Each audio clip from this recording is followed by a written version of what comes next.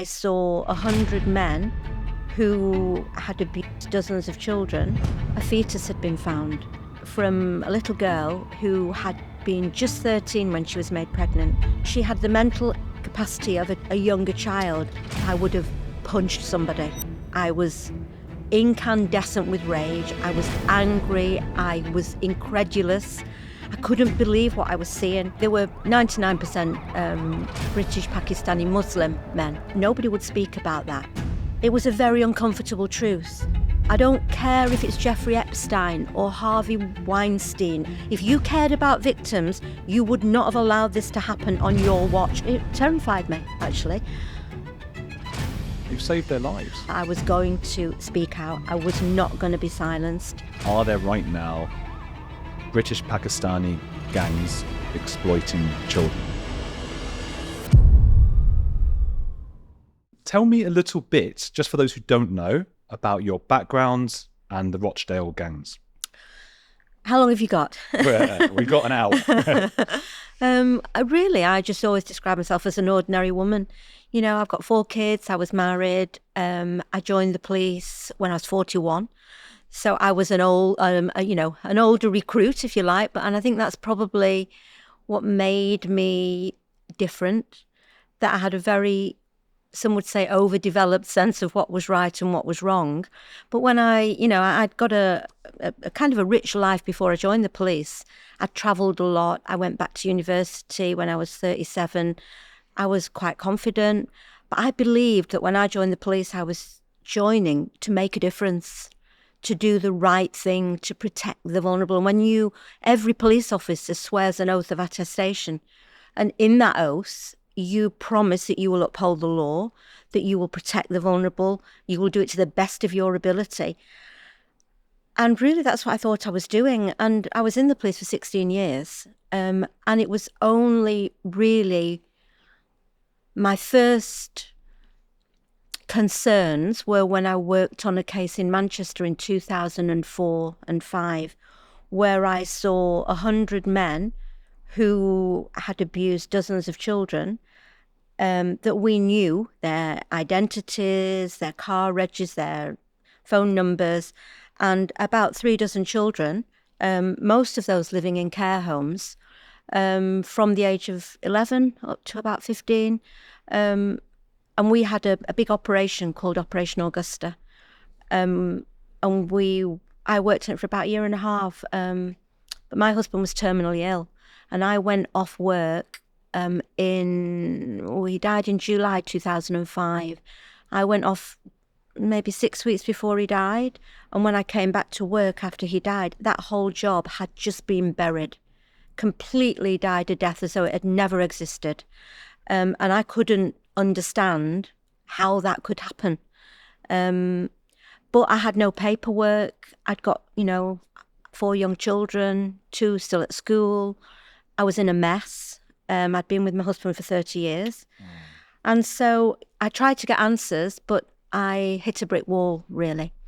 And uncomfortable as it was, there was little I could do because I didn't have any paperwork. I didn't have any evidence. The computer system had been closed down. So it was my voice against the machine, if you like. But I didn't work in child protection, Andrew. I worked in serious crime. I worked in the major incident team. So I went back to my normal duties. I worked on gang-related murders and shootings. I did kidnappings, witness protection. I loved my job and I was really good with vulnerable people. And so 5 years later, I was approached and asked to go on a job in Rochdale, which was identical to the job in Manchester in 2005. And the drama 3 Girls kind of covers this a little bit, but I told them I wasn't interested. Yeah, I wasn't putting myself through that again, where That's the BBC drama for people outside of Britain. Might not know it. There was a BBC drama ultimately commissioned that we won 6 BAFTAs. I think it's back on iPlayer now. You can watch it again. You were played. I was played by Leslie Sharp. Yeah. And that drama actually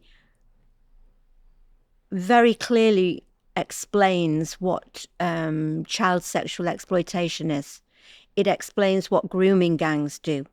What it didn't do was focus on the failures of the police, on the Crown Prosecution Service, on what I would consider corruption and gross criminal neglect within the agencies that are meant to protect children.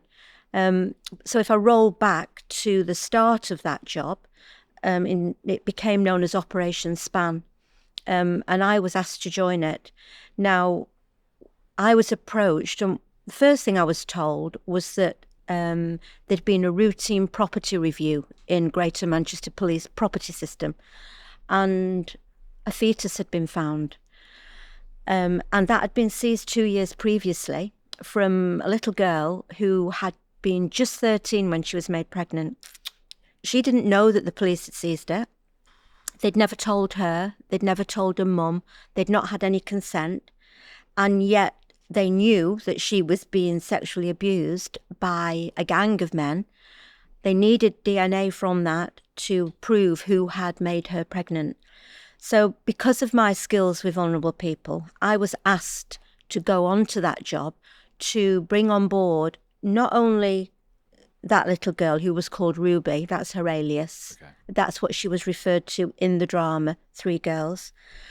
Would I approach Ruby and her family, tell them that we had a fetus, keep them on side and ask the family, would they cooperate with an investigation and help us to prosecute the abusers? So that was a big ask, because that family wouldn't even let a police officer through the door. And that was because 2 years previously, they had already spoken to the police and social services. They didn't know about the fetus being seized, but Ruby's sister was called Amber. And as a 14, 15-year-old child, she too had been horrendously abused. But then at the age of 15, she was accused of being some kind of a madam, and had been arrested. Nothing had come of it, but it had terrified her. And I was asked to also gain her trust and ask her whether she would support a police prosecution. So because of my experiences earlier, I was not prepared to go on that job.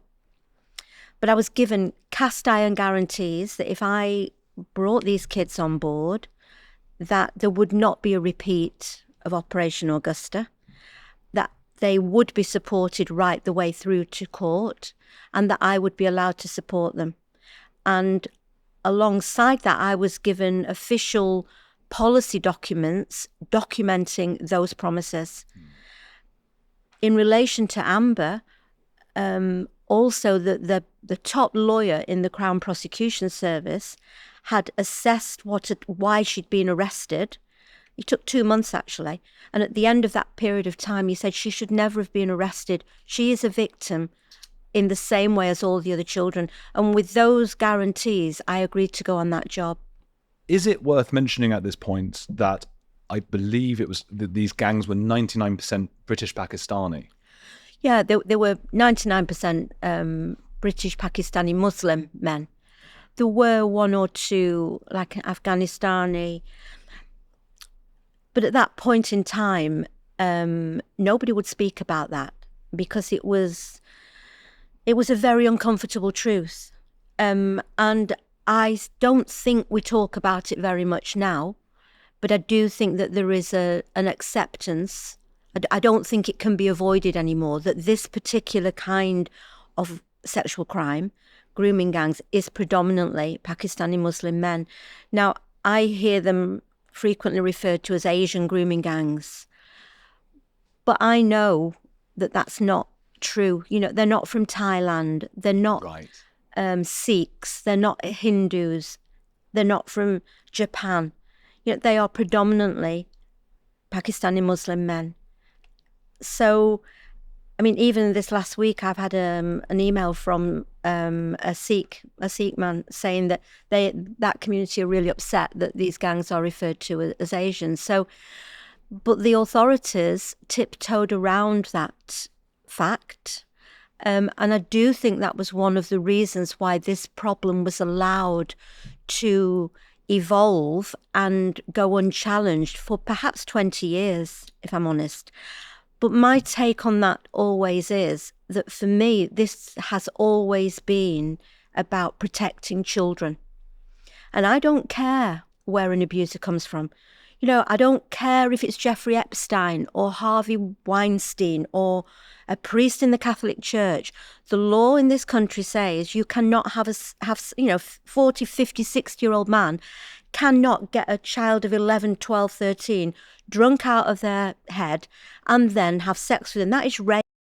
And the law says that is unlawful. So for me, it was simple. We had the evidence. I mean, even with Ruby, we had a fetus. We proved who had got her pregnant. Ruby had special educational needs. She had the mental capacity of a younger child. And she gave multiple interviews on video to me, naming multiple abusers. At the end of the road, even in relation to Ruby, that man was never charged with rape. He was charged with conspiracy. He was out of prison in less than 4 years. Ruby didn't know he hadn't been charged with rape. He was allowed to go back to Rochdale where these crimes were happening, and she bumped into him in the local supermarket, not even knowing he was out of prison. So those things really made me angry, made me ashamed to be a police officer. And it was the second time I'd seen this happen. And I thought, it made me very, very ill, actually, because I couldn't make any sense of it. For me, it was simple. You had if you just simplify it to Ruby, because your listeners, I can't go into everything. Sure. It's really complicated. But I did write a book called Survivors. So if anybody really wants to understand the full complexities of it, it's all written down in there. Well, briefly, should we just say roughly how many children were involved in this Rochdale grooming gangs? Countless. But 2 weeks ago, there was an independent report published, which has taken 12 years to come out. I've worked with an independent review team for 6 years. That report 2 weeks ago officially found that there were almost 100 abusers, again, that there were in excess of, I think they said 76 children. And yet, eventually there was a trial built around one child. That for me is not justice. We had the evidence, we had the children.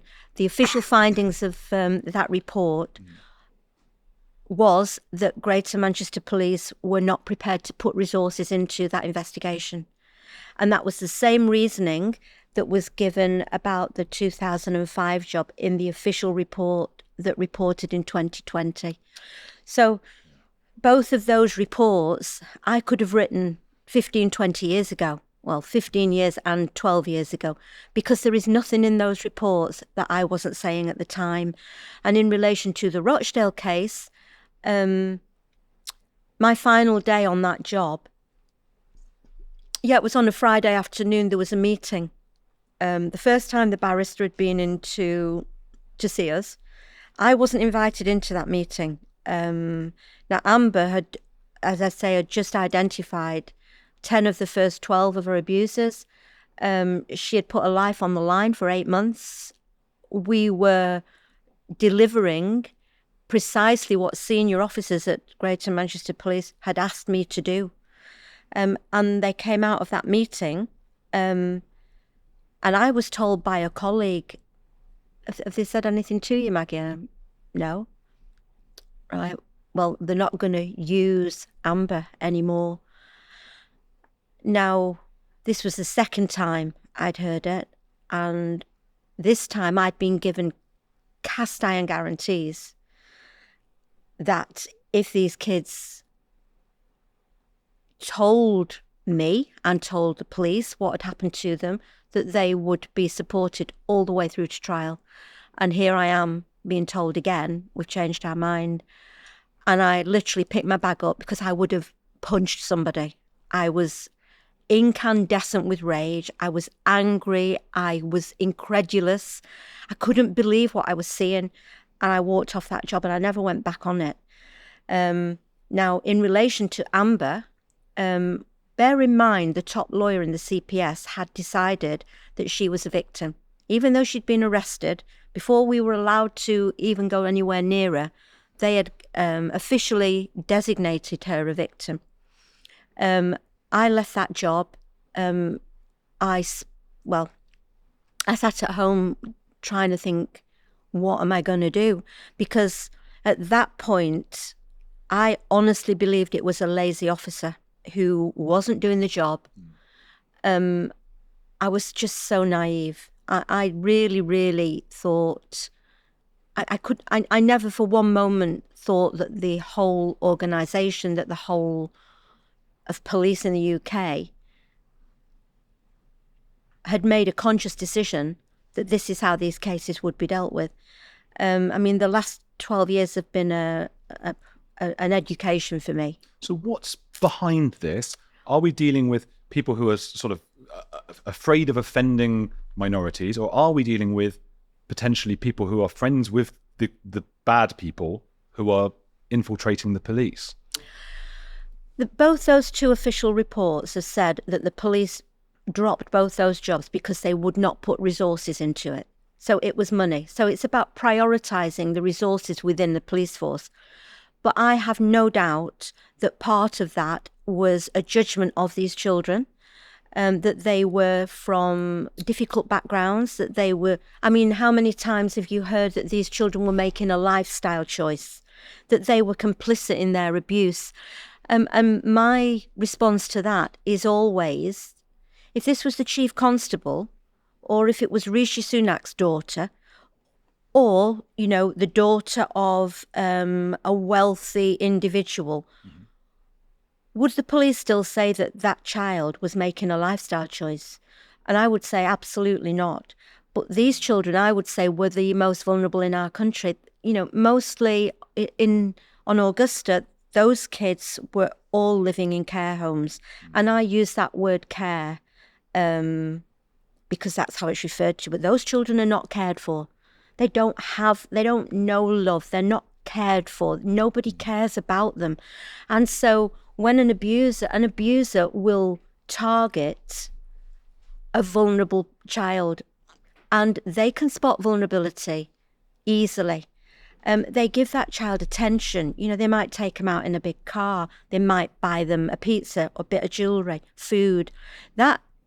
Those children initially feel important. They think that somebody cares about them.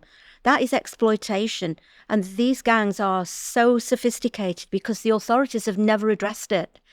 So, you know, and in the Rochdale case, most of those children were living at home.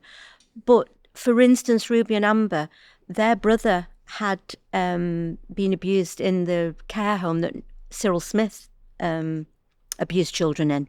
Right. And the brother had actually met his abuser in the street. He was working for the post office many years later. And then he took a drug overdose, and Amber actually found him dead on the couch. Mum had a nervous breakdown. There were 8 children. So they were like bringing themselves up. And it wasn't that they weren't cared for. They were living in a very difficult situation. And my take on it was, and still is, that the family should have been supported because they weren't bad people. They were just struggling. And the children were left to their own devices. So when somebody turns up and gives them some attention and a little bit of care, the children, you know, a 12-year-old child doesn't see that this is bad. Both of those children now can look back and they know full well. You know, when I'm with Ruby, because they're like my own children in many ways. I've, you know, been alongside them for 10, 12 years. But when I talk to Ruby now, I mean, she's got children that are almost the age that she was when she was being raped. And she can't understand now how that could be allowed to happen. I can't understand it. But with Amber, they dropped her as a victim. And I went off the job. I couldn't make any sense of it. I spent about 6 weeks trying to decide what I was going to do. But ultimately what was happening in the background, we had Hillsborough all over the telly, and families that had lost 30 years of their lives trying to fight for the truth to come out. For non-Brits, it's just that was a disaster at a soccer football stadium where people were crushed and the police appeared to have covered up. They blamed the families. They said that the victims were drunk and they were fighting, and it was their own fault that they had been squashed to death. And the families never accepted that. And for 30 years, they fought for the truth. And the truth has come out. There were decisions made by police and the authorities where gates were opened, and that caused the stampede. That was all going on the TV back in 2011. And I'm sitting there in a real mess. Couldn't sleep, I couldn't eat, I couldn't make sense of, here's a job that I'd given 16 years of my life to, that I thought was about protecting children. There's nothing more important to me. And yet here I am for the second time, seeing senior officers closing down a job where I knew again of dozens of men that were abusing children. And I've got 4 kids of my own, as I said, and I just thought, knowing the kind of person that I am, I always do my best. And I've got a very good sense of right and wrong. This wasn't about being a police officer. This was just so wrong that any decent human being who heard what was going on would think it was wrong. And from the police, for senior police officers, chief constables, to decide to close a job down when we had all the evidence we needed, for me was so wrong that if I didn't speak out about it, I was as bad as them. And I didn't want my kids to turn the telly on in 30 years' time when I'm not here and hear all about Rochdale and Operation Augusta and say, well, my mum worked on that. Why did she not say anything? So ultimately, I spoke to the boss on that job. And I told her what I thought was wrong. And she agreed with me. She said, I agree with what you're saying, but I was only a detective. Senior officers make decisions and you do as you're told. And if you can't do that, maybe you're in the wrong job. Now, I'd been struggling about what to do because I felt great loyalty to that officer because she was completely out of her depth. She'd been put on that job to run it. She didn't have a clue. She'd never run a serious investigation. She couldn't open the computer system. She was out of her depth, but she wasn't a bad person. But when she said that to me, I thought, you know what? My loyalties have to be to these children. If you know what is going on and you are not saying anything, then who else is going to? So that was when I made my mind up that I was going to speak out. I was not going to be silenced. And I started about a 15-month journey within the police. I was still a serving police officer, and I went to everybody. I went to the head of public protection, I went to the chief constable, head of serious crime, the Home Office, the IOPC, a lawyer. Nobody wanted to hear what I had to say. The chief constable basically said he wouldn't meet me. I did him a War and Peace email, same one I sent to the head of public protection. Just didn't want to know. If lessons have to be learned, we will learn them. Thank you very much for your interest. And the more I wrote to people, the more the penny began to drop. That whereas initially I thought they didn't know what was going on, I thought that I would shock them. When I said if the public knew what was going on here, the organisation would be brought into disrepute. Do you know? I now know 100% that they all knew. I was the problem because I wouldn't be silenced. And the head of serious crime, when I was granted 10, 15 minutes of his time, he told me, I made it very clear that I was not going to be silenced, that if he didn't listen, if the police didn't act, I was going to go public. And he made it very clear that if I went public, you can go to prison. What you know is confidential. You only know it because you're a serving police officer. It's in writing. And so I was, it terrified me, actually. But I still felt somewhere inside that if I didn't speak, nobody would. And once I'd faced my fear and stepped outside the organisation, I was on the outside. I was not going to be silenced, and I resigned in October 2012, and I went public. I spent 3 months putting a programme together with File on 4. Just before I resigned, though, I was told, I don't know why I was told, but somebody told me in a document that was very confidential, I was made aware that not only had Amber been dropped as a victim, when the barrister who was leading the trial found out exactly what Amber had told me and what she had disclosed, it became very clear that the trial would not go ahead without her evidence. And anybody who understands the criminal justice system will know that in a court of law, in a trial, the only evidence that is admissible is either if you are a victim or a witness, or you are an offender. And so the only way of getting Amber's evidence then into court, because she'd been dropped as a victim and it was too late to bring her back, was to secretly add her onto the indictment as an abuser. Oh. So they never told her. Because of the accusations of her being a madam. Yeah, so they portrayed her wrongly, and the report 2 weeks ago categorically says that was wrong. I knew it was wrong from day one. Anybody with any ounce of decency would know that was wrong, and that the police and that the Crown Prosecution Service would stoop to those depths secretly, and the reason was and I'm quoting, a tactical option to get her evidence into court, for me is inhumane. It is wicked. It is the worst thing I have ever heard. So they secretly added her onto the indictment. They never arrested her. They never cautioned her. They never gave a legal representation. They didn't tell her. Oh. And all the evidence that she had shared with me as a victim in video interviews was then used in court to prosecute the abusers, but they added her onto that gang of abusers as one of the conspirators, even though she had been through exactly the same as all the other victims. You must have felt, how did you feel? Sick. I still do. Sick to my stomach. And I was told I couldn't speak to them. Right, yeah. So you couldn't even explain it. I couldn't even. So they must have thought you'd betrayed them. They were told that I'd lost the plot. That they were told they mustn't contact me, and I thought I'd abandoned them.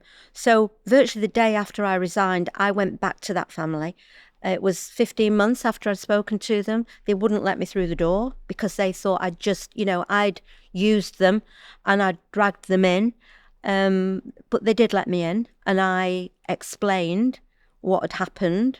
Oh. And I also explained to Amber, you were put on the indictment. Bear in mind, this is 6 months after the trial. And she just went white, and her mum, and then the penny dropped, and she said, "Oh my God, now it makes sense."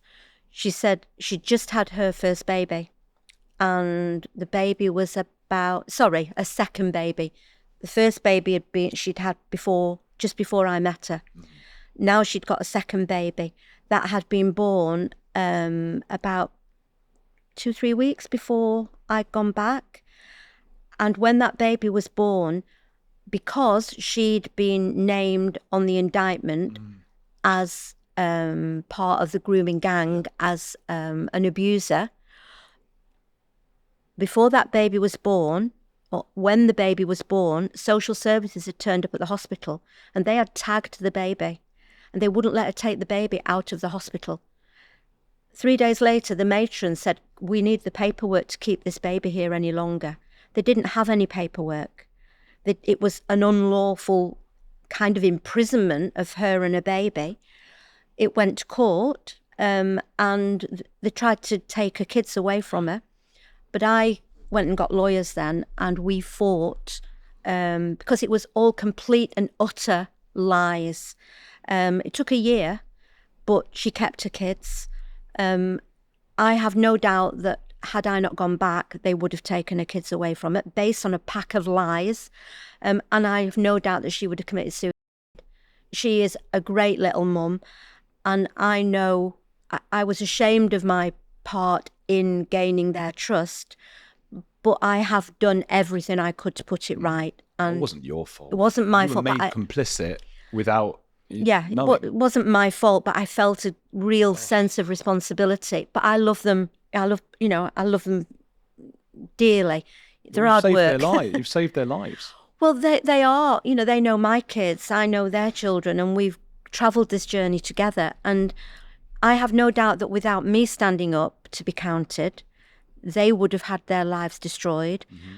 This issue would have been buried because Augusta, nobody even knew that job had existed. So I lost everything, though, I resigned from the police. I lost my income. I lost my career. I lost my mental health for a long time. My last day at work, I was unconscious on the floor because I was so ill and I couldn't make sense of it. And I just wanted the truth to be told. So I did a documentary with File on 4, thinking that would be it. The girls actually took part in that documentary. But the subject kind of wouldn't leave me alone. It followed me. Yeah. And then the drama team approached me and I ended up bringing on board everybody to make that drama. I was the program consultant. Then the drama is a drama. Kind of doesn't tell the full truth. Mm-hmm. So I wrote a book because I wanted the facts to be there. Yeah. Not just a drama. I wanted the facts there. And then I thought I was completely worn out. We were like 8 years after I'd resigned then. And I thought, I can't do this on my own anymore. So I either walk away completely or I try and build a team that can carry on this legacy alongside me and then carry it on when I can't do it anymore. So I started my own charity, which was the Maggie Oliver Foundation. And that was in 2019. We've now helped over 4,000 survivors of abuse, and we are working on cases today with victims who are being failed today. Wow. The independent reviews, Andy Burnham, who's the Police and Crime Commissioner and the Mayor of Manchester, heard me spouting on the radio and on the TV after the drama. I'm sure he thought I was telling lies at the time, but he announced that there were going to be an independent review into the Manchester case and the Rochdale case. Both of those have officially concluded that I was telling the truth. Every single word I've said is the truth. Vindicated. I'm vindicated. And Amazing. More than that, the world knows it's the truth. And although last week there was a press conference when that report was published, and if anybody wants to go on to my, say, Twitter, it's Maggie Oliver UK. I've shared that press conference, and I heard the new chief constable saying, his words were, as surely as night follows day, this wouldn't happen today. Well, I stood up and I said, it absolutely is happening today. And I'd been approached in the last month by an officer who is now resigned, who could have been me 10 years ago. So don't come with all that. This is going on. Overconfidence every time that they have. It's just pretending it's in the past. And my argument is, this isn't about the past. And unless you're honest about what is going on, from the foundation, we are taking cases to throughout the whole country. We're a national charity about police failures, about where victims are being fobbed off, about where they're being criminalised, where they're being arrested and silenced.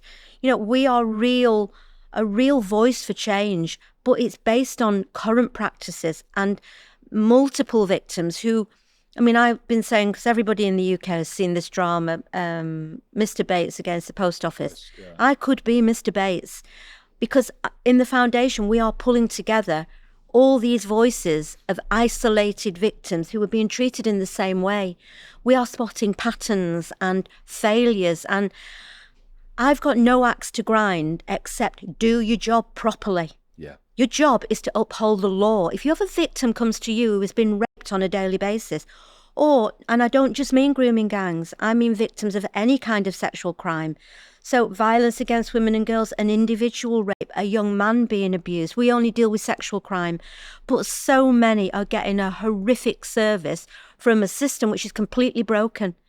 You know, the complaint system is unfit for purpose. It is not independent. Well, let me ask you, I've heard quite a lot that it's been said that they didn't want to offend the British Pakistani community. Yeah. And that was a big, because I know you mentioned the budgets and things, they didn't want to spend the money on the operations, but do you think that was an issue that they didn't want to offend?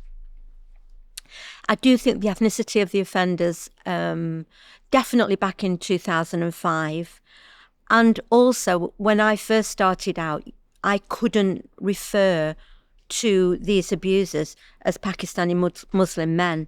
You know, I remember going on the Today programme with John Humphreys and really pushing the buttons or the boundaries, because it's the truth. It is the truth. But as I've said, that was definitely a big part of why the authorities tiptoed around it.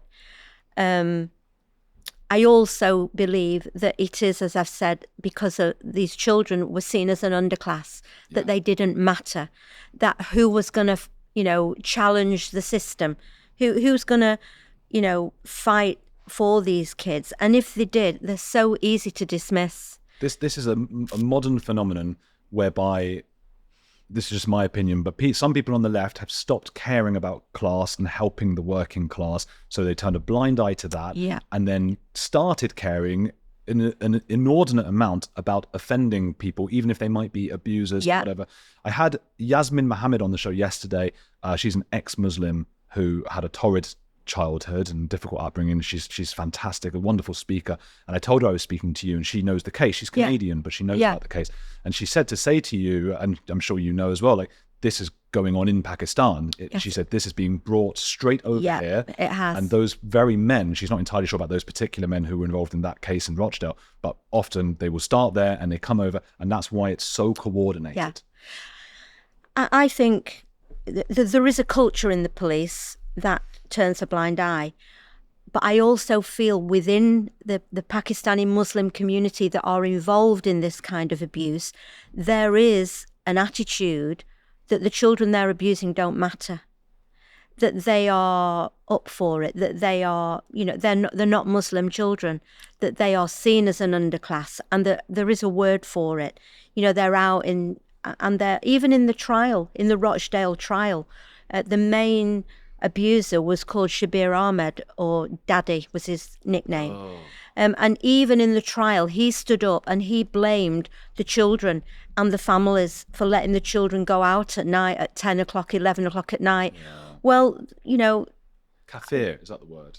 Yes, it is. Kafir. It is that they are now. There are good Pakistani Muslim people. Many. Yeah.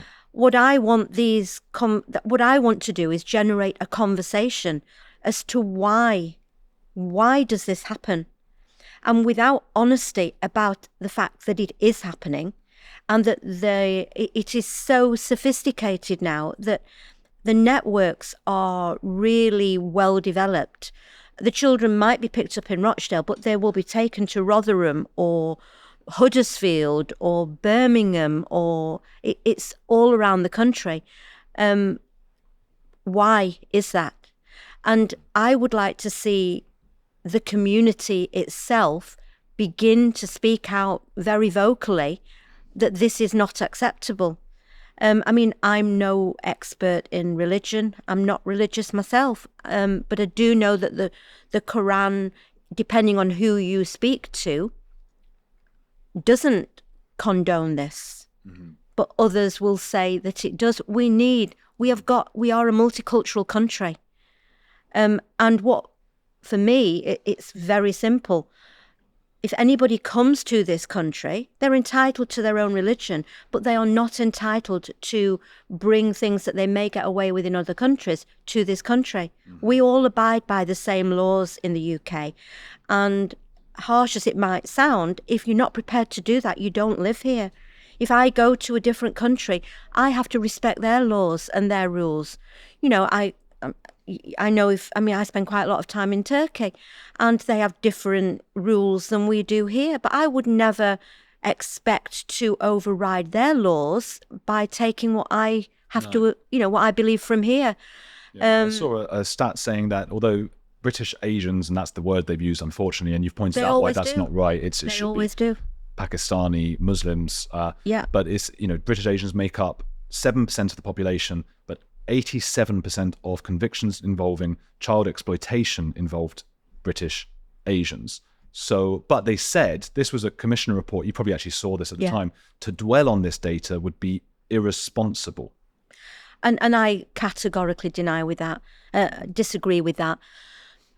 I would say that figure that you've said is actually double what it should be, because half of those people in that percentage are women. British Asian. Oh, yeah. Yeah. So you would halve that. So 3% of the population are British Asian men. Yes. And they are responsible. Make up 87%. At least 87%, because I know there was an organisation, the Quilliam Foundation, I think it was. But those you have to halve those. Wow. And the authorities have never collected ethnicity of the offenders, and in the foundation we now do. We're not a national statistical authority, but I would argue that the statistics are not collected because they would very clearly prove what you've just said. What I would say, and I always say it, that the vast majority of people in this country are white British people. And I am not saying, and a great deal of the abuse in this country is carried out often within the family.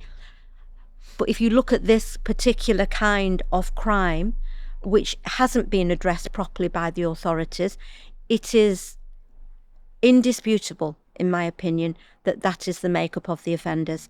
And I want to see a national conversation about it, an honest one. And I want to know reasons why we don't address it.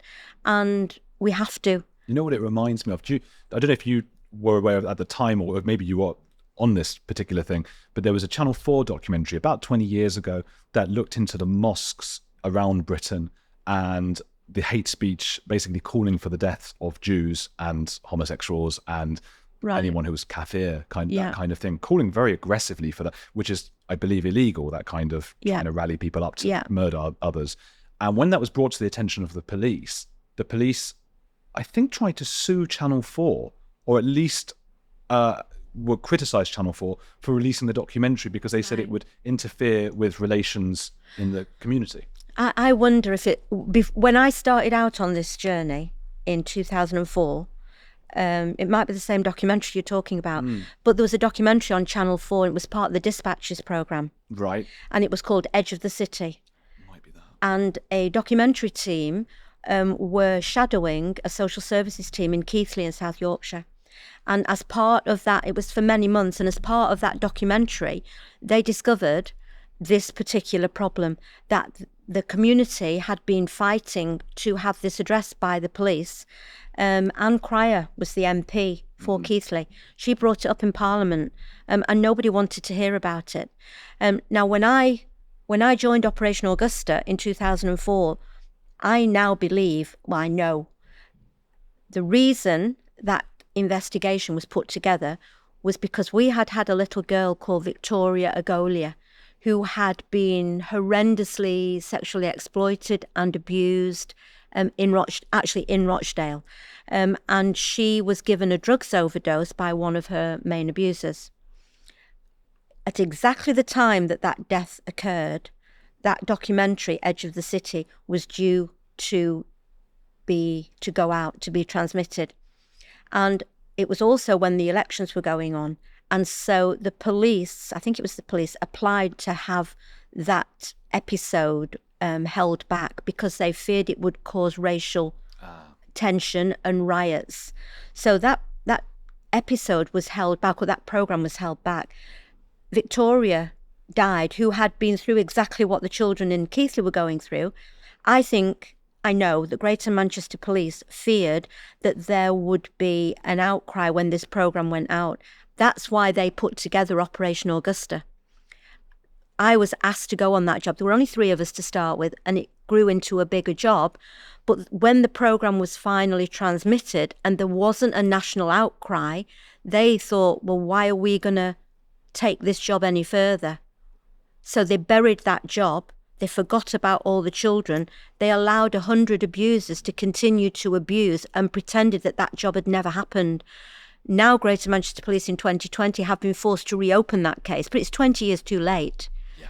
Yeah. So those reasons that you're saying, I have no doubt at all, were the thinking behind, I always call it willful blindness. They knew what was going on. They chose to do nothing for the reasons you said, but also why put money into these cases when we really don't want to know what's going on? Let's pretend it doesn't happen. But the losers were the kids. Yeah.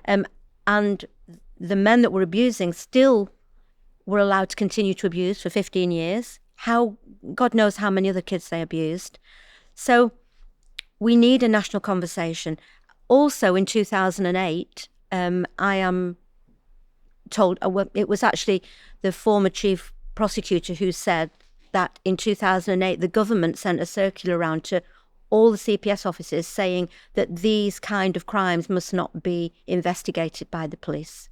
So there are all these reasons threading into it. So for me to be heard has been the biggest battle of my life.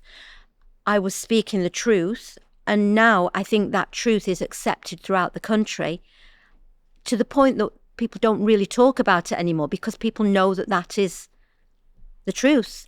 Are there right now, in and around Britain, are there right now British Pakistani gangs exploiting children? Absolutely, 100%. But what I want to make very clear is that for me, this issue has moved way beyond just the grooming gangs. For me, this is about systemic failures within the police, within the criminal justice system, which is on its knees. It is a lack of victim care. It is blaming victims and silencing them, whoever their abusers are. I mean, there's going to be another review coming out in probably within the next 6 weeks in relation to victims who have been unlawfully, inhumanely strip searched in police custody.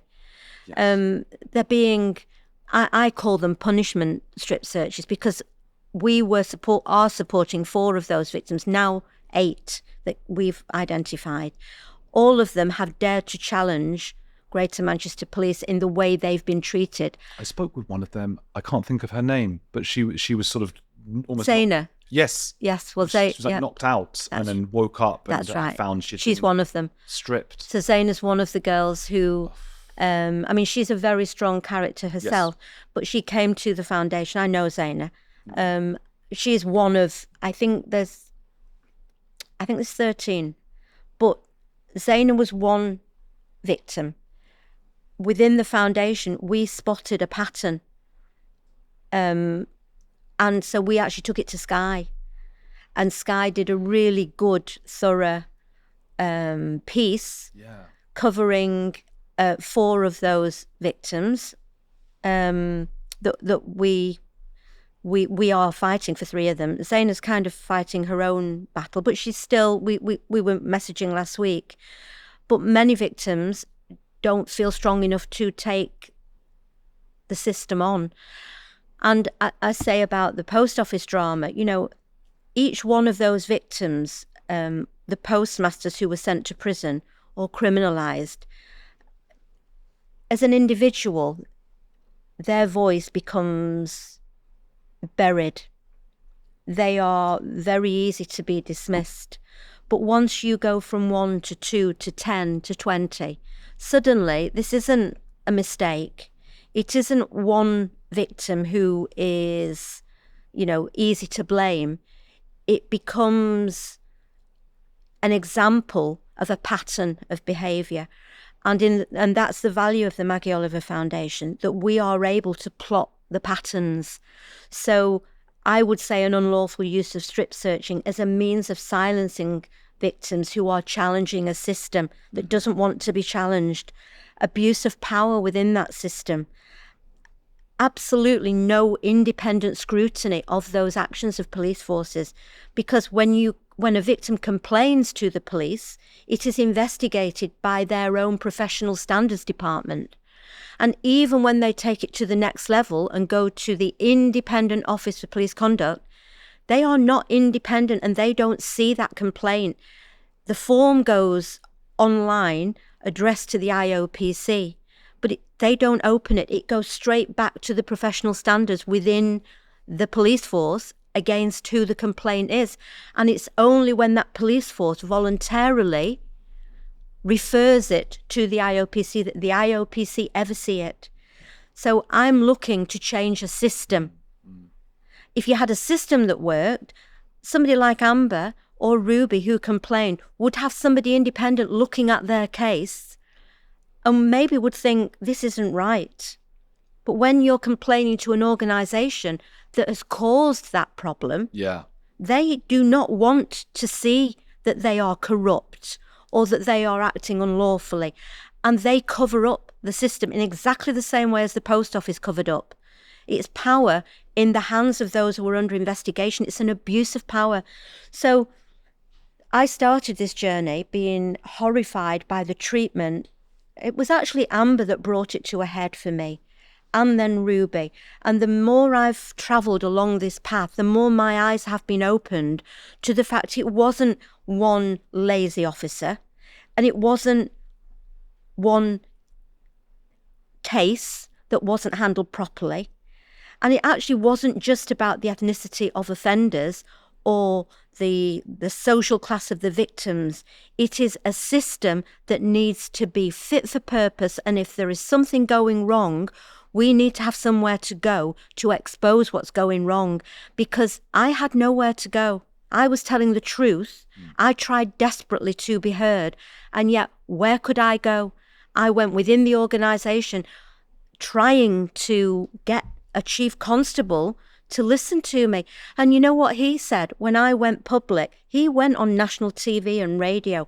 He knew what I was saying was true. And yet he said I was a woman who became too emotionally involved. I had been bereaved. I had lost the plot. He'd met me on many occasions. To this day, he's never met me once. But I had nowhere to go. He was a liar. His name was Peter Fahey. He is now Sir Peter Fahey. And he's a victim's advocate in the media. And I'm sorry, he should be in prison. The chief prosecutor, Nazir Afzal, he's the one who decided to drop Amber as a victim and then authorised her to be added onto the indictment as one of the offenders. For me, he was complicit in that behaviour. He's got, forgive me for saying it, he's got an unfortunate sounding name to be dealing with child exploitation. Peter Fahey. Peter Fahey? Peter Fahey. Sounds like Peter. I never thought of that, possibly. Unfortunately. I've heard him on the radio. I get really triggered by this. I bet. Well, he's lied about you. But it's not just about me. I mean, I hear him on the radio saying that he's a good Christian. He's got 3 daughters of his own. And I think, what about all these children? In your hands was their welfare, and you were in a position of power. You were the chief constable, and you turned away from them, and now you're pretending to care about victims. Well, I'm sorry. If you cared about victims, you would not have allowed this to happen on your watch. You would have stood up and been counted alongside me, and you weren't. So I get really angry when somebody like that is made, is knighted. He should be in prison. And actually, Nazir Afzal, they're on the media, on BBC, everywhere all the time, talking about the rights of victims. Well, I'm sorry, the hypocrites, when they were in a position where they could have done something, they did nothing. Instead, it was shoot the messenger. I was the messenger. I was telling the truth, and I tried my absolute best. I went to him, begging and pleading for him to do something about these kids, and he turned away. And for me, that is unforgivable. And I've got over it. It's strengthened me. I'm a lot different than I was. It's changed me forever. But I call a spade now. I don't like conflict. I never have. But I became the voice of those who had no voice. How can people help now? Go to the Maggie Oliver Foundation. Go to our website, the MaggieOliverFoundation.com. If they're doing, yes, please. If they're looking for a charity to support, You know, we exist purely on public donations and trust funding. We get not a penny from the state, because I want to be able to speak the truth, not have it connected to, you know, saying the right thing, or we're not going to give you your funding. If we fall apart and we're not able to operate anymore, then so be it. But now I've gone from me, I've got 5 members of staff, 30 volunteer ambassadors. We've got 40 people in our team now. Amazing. And we are building an army. So please support us. Go to my Twitter, my LinkedIn. We'll put the Twitter in the description as well. Yeah, I'm on Instagram. I try and keep that a little bit less serious, but Sure. my Twitter is, I pretty much share a lot of... We'll pop it all in the Thank you. description. You just email me what you want. We'll pop it in there. Fab. Tell me quickly now, who is a heretic you admire?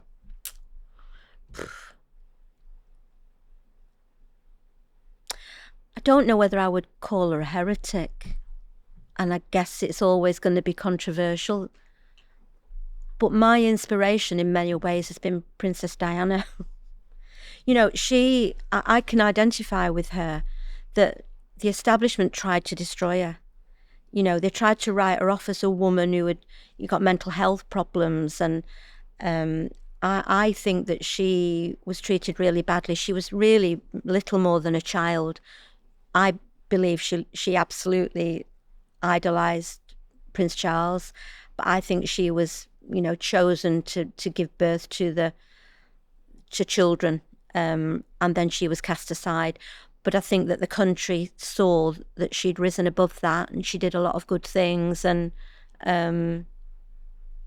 so for me, I guess it would be Princess Diana. Oh. I don't know if she's a heretic.